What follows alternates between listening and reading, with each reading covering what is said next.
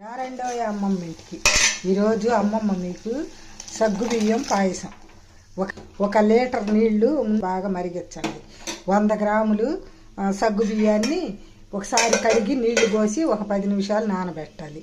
ఇప్పుడు బాగా ఎసురు మసిలినప్పుడు ఈ సగ్గుబియ్యం వేసి మూత పెట్టాలి.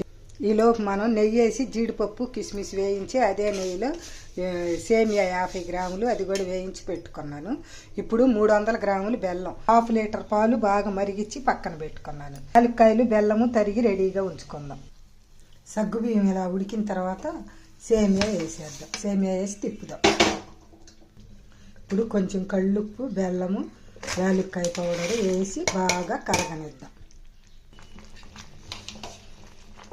పొయ్యి కట్టేద్దాం. మరిగించి పెట్టుకున్న పాలు తిప్పుదాం. దీనిలో జీడిపప్పులు వేసేసి సర్వ్ చేయటమే. 10 మందికి